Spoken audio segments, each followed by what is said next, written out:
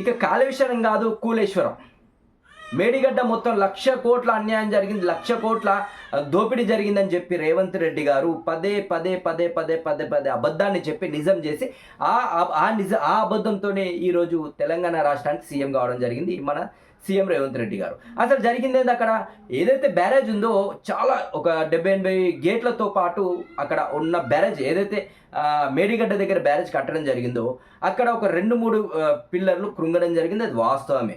So అక్కడ జరిగిన తర్వాత ఏమైంది, వీళ్ళు కావాలని రిపేర్ చేయకుండా, అంటే అక్కడ 1,00,000 కోట్లు అవినీతి జరిగిందని చెప్పింది. ఎందుకంటే మొత్తం అది బడ్జెటే 97 కోట్లు 98,000 కోట్లు ఏదో జరిగింది. కానీ ఇక్కడ చెప్పడం ఏంది రేవంత్ రెడ్డి గారు, మొత్తం అలా 1,00,000 కోట్ల అన్యాయం జరిగింది, 1,00,000 కోట్ల దోపిడీ జరిగింది, 1,00,000 కోట్ల అవినీతి జరిగిందని చెప్పాను కదా. తినగా వేప తీయగా ఉండు అన్నట్టు అబద్ధాన్ని కూడా చెప్పి నిజం చేయడం జరిగింది. తెలంగాణ ప్రజల్ని నమ్మించడం జరిగింది రేవంత్ రెడ్డి గారు.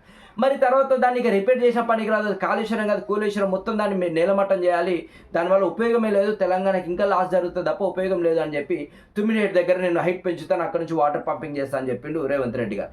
మరి అక్కడ దిక్కు లేదు అక్కడ, ఎందుకంటే అప్పుడు మహారాష్ట్రలో కాంగ్రెస్ ప్రభుత్వం, రాష్ట్రం మన ఏది ఉమ్మడి ఆంధ్రప్రదేశ్లో కాంగ్రెస్ ప్రభుత్వం, ఢిల్లీలో కాంగ్రెస్ ప్రభుత్వం.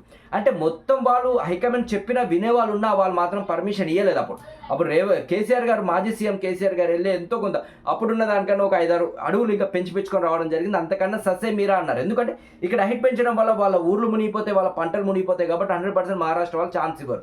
సో ఈయనేం చెప్పిండు, ఇక కాళేశ్వరం పనికి రాదు, దాని ప్లేస్లో తుమ్మిడిహెడ్ని హైట్ పెంచుకొని అక్కడి నుంచి నేను వాటర్ని సప్లై చేస్తా, తెలంగాణ మొత్తం కూడా నీళ్ళని ఇస్తా అని చెప్పిన రేవంత్ రెడ్డి, పనికి రాదని చెప్పిన రేవంత్ రెడ్డి ఆ మధ్య ఏదైతే కాళేశ్వరం పేరు కూలేశ్వరంగా పెట్టింది కదా రేవంత్ రెడ్డి గారు, ఆ పక్కనే భూకంపం వస్తే సెంటీమీటర్ కూడా మిల్లీమీటర్ కూడా షేక్ కాలేదు మేడిగడ్డ బ్యారేజ్. సో అలాంటప్పుడు తెలుసుకోవచ్చు కదా దాని నాణ్యత ఎంత ఉందో.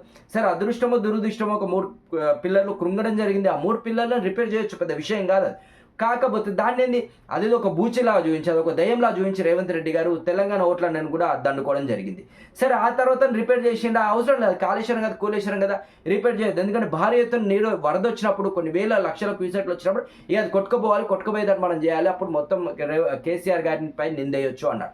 కానీ ఇప్పుడు దిక్కులేక ఏం చేసిండు, చివరికి వస్తే ఇక అదే దిక్కు అవుతుంది, కంపల్సరీ మీరు ఇమ్మీడియట్లీగా దాన్ని రిపేర్ చేసి తెలంగాణ ప్రజల కోసం రెడీ చేయాలి అని ఇప్పుడు అనౌన్స్ చేయడం జరిగింది. అది ఎందుకు అంటే ఇప్పుడు వచ్చే ఏదైతే వర్షాకాలం ఉందో వర్షపాతం చాలా తక్కువగా పడుతుంది, తెలంగాణ రాష్ట్రంలో చాలా కరువుతో కూడింది అని నోటీస్ ఒక మెసేజ్ వచ్చే కల్లా ఏం చేయాలో అర్థం కాక తుమ్మిడిహెడ్ దగ్గర ఛాన్స్ లేదు కాబట్టి గతి లేదు, తుమ్మిడిహెడ్ దగ్గర చేస్తామని మొత్తం తొడలు కొట్టుకున్నాం మనం, ఇక వాళ్ళు పర్మిషన్ ఇవ్వట్లే, మనకు మళ్ళీ కేసీఆర్ గారు కట్టిన ఏదైతే కాళేశ్వరంలో భాగంలో మేడిగడ్డ అదే దిక్కు అవుతుంది, దాన్ని రిపేర్ చేయించకపోతే కనుక తెలంగాణ రాష్ట్రంలో నీళ్ళ కరువు మొదలవుతుంది అని ఒక మెసేజ్ రావడంతో ఇమ్మీడియట్లీగా ఇప్పుడు అది రిపేర్ చేయడానికి పూనుకున్నాడు మన రేవంత్ రెడ్డి గారు. ఏదైతే 3 పిల్లర్లు రిపేర్ చేస్తే బ్రహ్మాండంగా వాడుకోవచ్చు. ఇంకో విషయం ఏంటంటే ఏదైతే వర్షాకాలంలో ఉందో గేట్లన్నీ తీసేసినా సరే మనం లక్ష్మీ బ్యారేజ్ లేదంటే ఇంకో నుంచి పంపింగ్ చేసుకోవచ్చు. ఒకవేళ వర్షాకాలంగా చలికాలమైనా సరే ఇంకో ఈ గేట్లు మూసేయకుండానే ఎత్తేసి కూడా వాటర్ మనం అంటే పంపింగ్ చేసుకోవచ్చు, రివర్స్ పంపింగ్. అయినా సరే ఇప్పుడు వర్షాకాలంగా ఫుల్ ఎంత ఎండ అయినా సరే ఆ గేట్లను కనుక క్లోజ్ చేస్తే మనం నీళ్ళని లిఫ్ట్ చేసుకోవచ్చు. ఆ ఆలోచనతో ఇప్పుడు ఏం చేయాలో అర్థం కాని పరిస్థితుల్లో తెలంగాణలో నీళ్ళ సంక్షేమం ఏర్పడితే ఇక జన్మలో కాంగ్రెస్ని కాదు రేవంత్ రెడ్డిని ఎవరిని నమ్మే పరిస్థితుల్లో తెలంగాణ ప్రజలు. అందుకని ఏం చేయాలో అర్థం కాక ఇమ్మీడియట్లీగా అది రిపేర్ చేయించాలి, మీరు అది రిపేర్ చేపిస్తేనే మనకు మనుగడ ఉంటుంది, తెలంగాణ రాష్ట్రానికి నీళ్ళని తాగునీరు కానీ సాగునీరు కానీ ఇవ్వచ్చు అనే ఆలోచనతో ఇప్పుడు ఇమ్మీడియట్లీగా వాళ్ళ మీద ప్రెజర్ లేపడం జరిగింది. మరి ఇన్ని రోజులు ఎందుకు గుర్తురాలి, అది కాళేశ్వరం కాదు కూలేశ్వరం అన్నది నువ్వే కదా, మరి ఇప్పుడు ఎందుకు రిపేర్ చేపిస్తున్నావు అంటే తప్పదు, దిక్కు లేదు, మళ్ళీ కేసీఆర్ దిక్కు. ఎందుకంటే పొద్దున్న లేస్తే రేవంత్ రెడ్డి గారు జై కేసీఆర్ అంటారు. కేసీఆర్ పేరు లేనిది, కేసీఆర్ రోజు గడవకుండా, ఆ రోజు నోట్లకి మాట తీయకుండా ఆ రోజు అనేది గడవదు రేవంత్ రెడ్డి గారు బేసిక్గా. సో ఇక విషయాన్ని చూస్తే ఇప్పుడు ఏముంది, ఆ కాళేశ్వరం కూలేశ్వరం అన్నది ఇప్పుడు అది పనికిరాదు అని చెప్పిన ఇదే రేవంత్ రెడ్డి గారు గతంలో ఏదైతే మల్లన్న సాగర్, ఇది కాళేశ్వరం భాగంలో మల్లన్న సాగర్ నుంచి హైదరాబాద్లో ఉన్న గండిపేట్కి నీళ్ళని సప్లై చేస్తారు, గోదావరి జలాలను సప్లై చేసి హైదరాబాద్ ప్రజలకు అందరు కూడా మంచినీళ్ళు అందిస్తానని చెప్పి అక్కడ నుంచి ఒక ప్రాజెక్ట్ స్టార్ట్ చేయడం జరిగింది. అప్పుడు నీటిపారుదల శాఖ మన ఉత్తమ్ కుమార్ గారు, ఆయన కూడా ఎలాంటి ఇంటిమేషన్ లేదు, ఈయననే రిబ్బన్ కట్ చేసుకొని ఈయననే కొబ్బరికాయలు కొట్టి స్టార్ట్ చేసి పోనీ అది ఇప్పటికైనా వర్క్ స్టార్ట్ అయిందంటే అది అక్కడ ఎక్కడ వేసిన గొంగలు అక్కడ ఉంది. మరి ఏం చేద్దాం అనుకున్నాడు తెలంగాణ ప్రభుత్వము ఏదైతే రేవంత్ రెడ్డి గారి ప్రభుత్వం ఉందో ఏడుకో తీసుకెళ్దాం అనుకుంటున్నాడు తప్ప ప్రజలకు అది అవగాహన ఉంది, ప్రజలకు అర్థమైపోయింది. ఎందుకంటే ఈయన చెప్పిన అన్ని తప్పుడు హామీలు, దొంగ హామీలు తప్ప ఏది కూడా నెరవేర్చారు. ఒక ఫ్రీ బస్ అనే పేరు తప్ప ఇంతవరకు ఆయన చేసింది ఏం లేదు. ఆ ఫ్రీ బస్సు కూడా 10 ఉన్న బస్సులు ఇప్పుడు 4 అయినాయి, మిగతా 6 బస్సులు ఎక్కడ ఎక్కాలి? మళ్ళీ వాళ్ళు 10 రూపాయల టికెట్ ఇప్పుడు 20 రూపాయలు పెంచి ఆ 20 రూపాయలు పెట్టుకుని పోయే పరిస్థితి ఈరోజు దిగజారిందని మహిళలు కూడా చాలామంది అంటున్నారు. సో ఇది కాకుండా ఏదైతే ఈయన చేసిన స్కీమ్లలో ఇంకోటి కరెంట్ ఫ్రీ అన్నాడు. ఆ కరెంట్ ఫ్రీలో పెద్ద స్కామ్ అది. ఎవరైనా మెసేజ్ కామెంట్ చేయండి, కామెంట్ చేస్తే నేను అది చేస్తాను.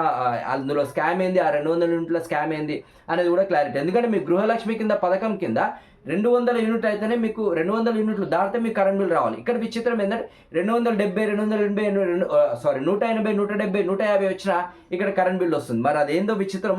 ఆ కరెంట్ బిల్ కొట్టే వాళ్ళకి తెలవాలి, అక్కడ ఉన్న జెన్కోలో ఉన్న వాళ్ళకి తెలియదు, లేదంటే రేవంత్ రెడ్డి గారి ప్లానో నాకు తెలియదు. మొత్తానికి ఇక్కడ రేవంత్ రెడ్డి గారు చెప్పిన హామీలు ఏవి కూడా నెరవేర్చారు కూడా. నాకు తెలిసి ఇక అంటే లాస్ట్ ఒక 6 నెలల్లో, సంవత్సరం ముందో, 8 నెలల ముందో స్కూటీలని అదని దాని పెద్ద హడావిడి చేస్తారు. కానీ జనాలకు అర్థమైందిగా ఎలక్షన్ వచ్చింది మాత్రమే రేవంత్ రెడ్డి గారు అంటే కేసీఆర్ సభ పెడితేనే రైతు బంధు వేస్తారు, కేసీఆర్ గారు మాట్లాడితేనే దళిత బంధు వేస్తారు, కేసీఆర్ గారు మాట్లాడితేనే ఇంకో పథకాన్ని మొదలు పెడతారు. సేమ్ అలాగే నిన్న ఏదైతే కేసీఆర్ గారు సభ పెట్టినో జగిత్యాలలో, సేమ్ అదే జిల్లా దానికి సంబంధించిన పక్కన రేవంత్ రెడ్డి గారు సభ పెట్టి కూడా మాట్లాడడం జరిగింది.